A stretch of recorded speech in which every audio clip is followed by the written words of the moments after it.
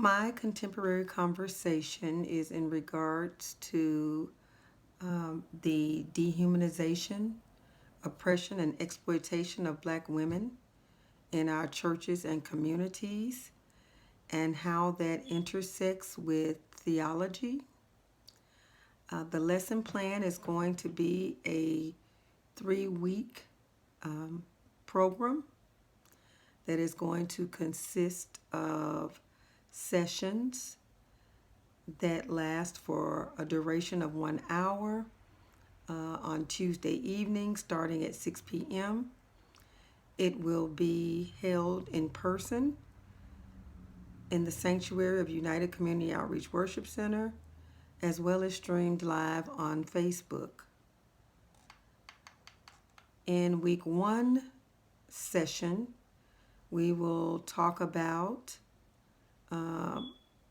the experience of the Black woman emanating from a Christian theology founded in a patriarchal, white hegemony and superiority.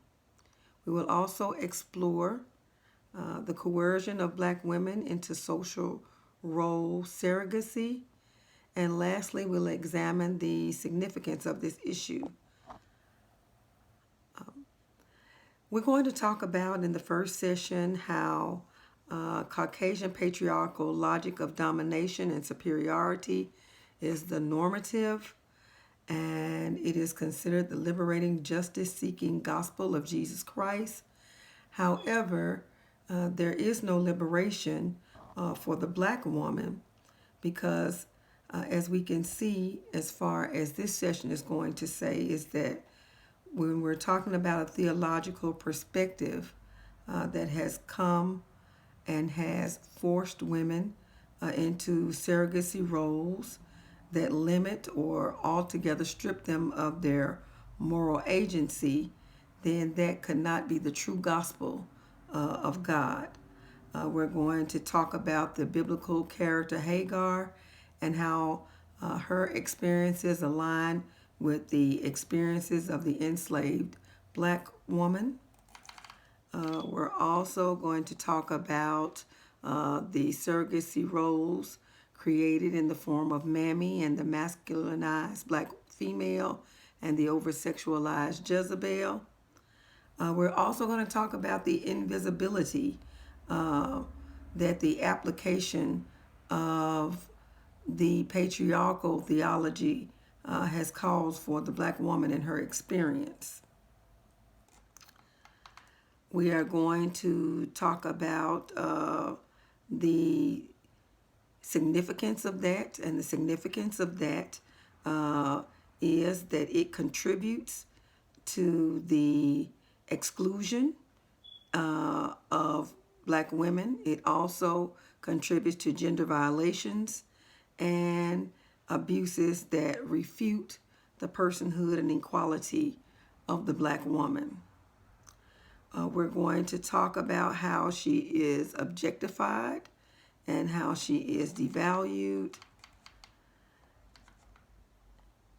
And we're also going to talk about the financial disparity that she experiences as being considered less than the man.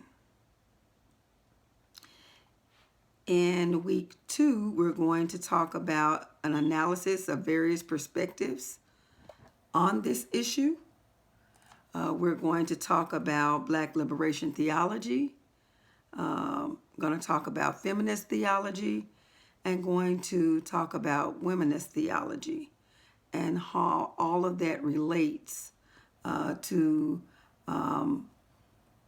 and how the dehumanization and oppression and exploitation of Black women is dealt with in each one of these different theologies. The first one is going to be James Cone and Black liberation theology. We're going to talk about how the purpose of that one was to emphasize and embrace our Blackness and to help us to find a self-love and a self-respect for ourselves, and to search and move toward a quest for liberation from the injustice of oppression. But even though that one dealt with injustice and oppression, it was aimed toward dealing with racism in particular. And when we think about black theology, sexism as experienced by the black woman appeared to be overlooked and deemed secondary in pursuit. So we're going to talk about that and how even though black theology dealt with liberation from oppression, it still did not deal with the challenges of gender injustice.